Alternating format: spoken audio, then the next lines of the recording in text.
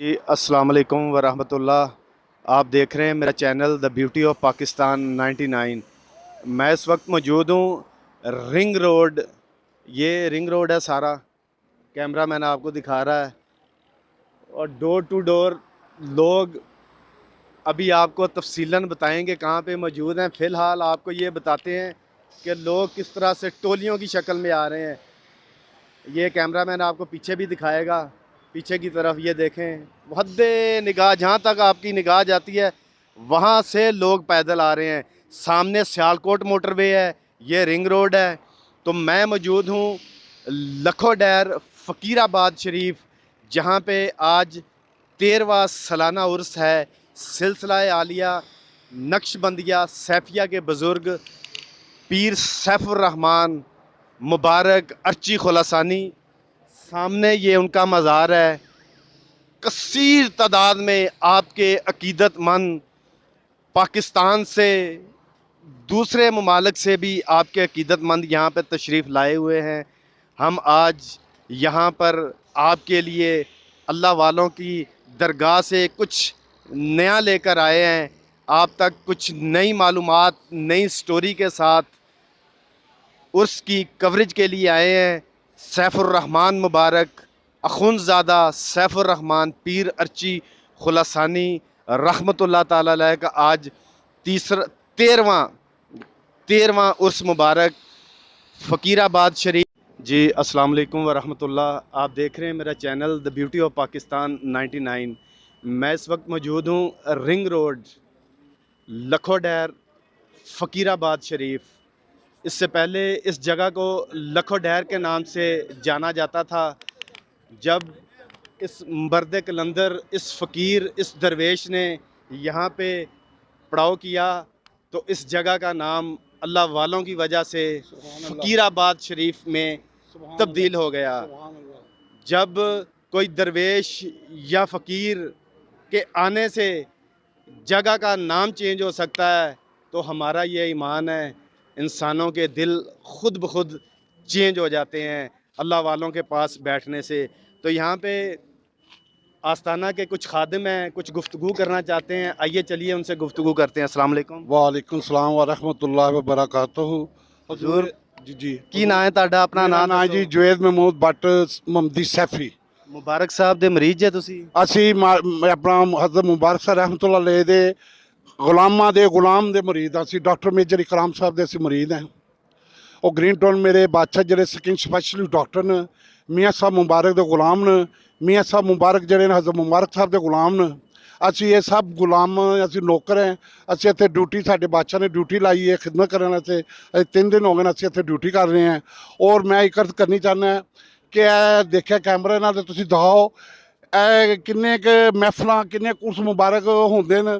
ਤੁਸੀਂ ਇਹ ਸ਼ਰੀਅਤ ਦੇ ਪਾਬੰਦ ਜਲੂਸ ਕੋਈ ਨਹੀਂ ਦੇਖਿਆ ਹੈਗਾ। ਹਰ ਬੰਦਾ ਸ਼ਰੀਅਤ ਦੇ ਪਾਬੰਦ। ਇੱਥੇ ਕਿਸੇ ਦੇ ਹੱਥ 'ਚ ਤੁਸੀਂ ਸਿਗਰਟ ਨਹੀਂ ਦੇਖੋਗੇ, ਕਿਸੇ ਨੂੰ ਪਾਨ ਖਾਂਦੇ ਨਹੀਂ ਦੇਖਿਆ ਹੈਗਾ, ਕਿਸੇ ਨੂੰ ਸ਼ੋਰ ਸ਼ਰਾਬਾ ਪਾਉਂਦੇ। ਪੁਰ ਸਕੂਨ ਅਮਨ ਨਾਲ ਅੱਲਾ ਦਾ ਜ਼ਿਕਰ ਦੀ ਮਸਤੀ ਨਾਲ ਅੰਦਰ ਜਾ ਰਹੇ ਨੇ। ਇਹ ਸਭ ਤੋਂ ਵੱਡੀ ਖੂਬੀ ਹੈਗੀ ਜੇ ਕਿ ਤੁਸੀਂ ਇਹ ਦੇਖੋ, ਕੈਮਰਾ ਮਾਰ ਕੇ ਦੇਖੋ, ਐਸਾ ਲੱਗਦਾ ਜਿਵੇਂ ਫਰਿਸ਼ਤੇ ਆ ਰਹੇ ਨੇ, ਸ਼ਰੀਅਤ ਦੇ ਪਾਬੰਦ ਨੇ।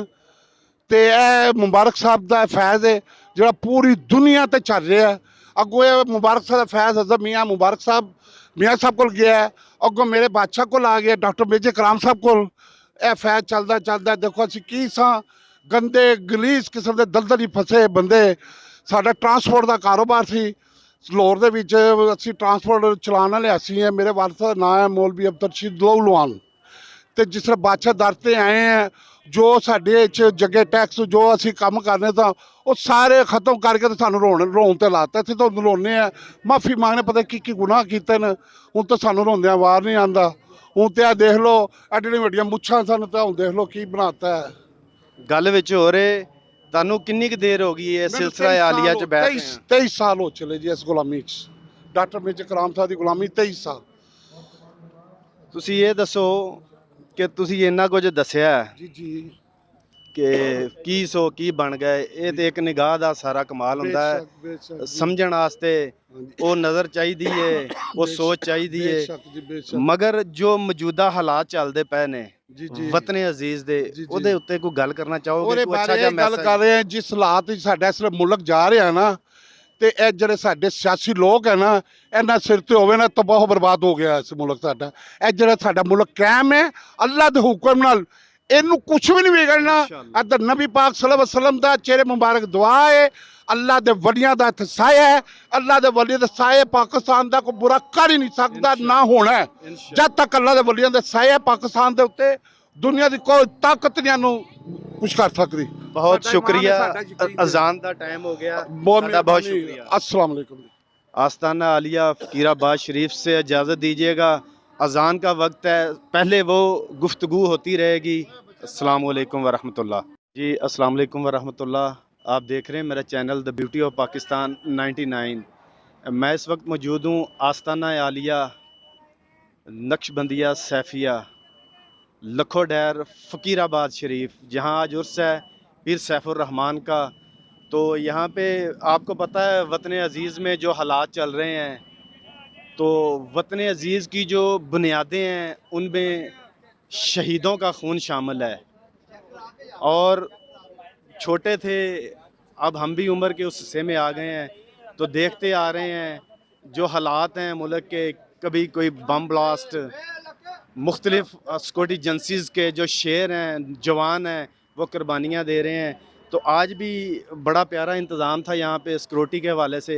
तो हमारे साथ मंजूर साहब हैं, ASI हैं बाटापुर के, तो उनसे बात करते हैं इस हवाले से। मंजूर साहब आइएगा। अस्सलाम वालेकुम जी। वालेकुम अस्सलाम जी। क्या हाल है, खैरियत मंजूर साहब? अल्हम्दुलिल्लाह ठीक। बाटा थाने च हुंदे जी? बाटा थाने से आए हैं, ड्यूटी सैफुर रहमान सैफी साहब उस दे उत्ते ड्यूटी लगी है। और उस पे ड्यूटी लगी है सर। ते मंजूर साहब किन्नी की सर्विस होगी? सर 32 साल। ते अज दी कोई सिक्योरिटी दे हवाले ना कोई दसोगे थोड़ा बहुत?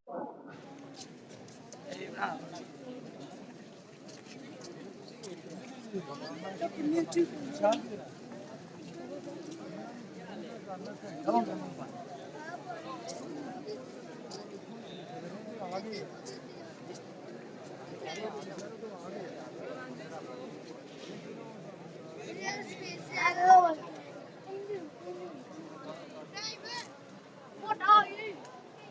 What are you?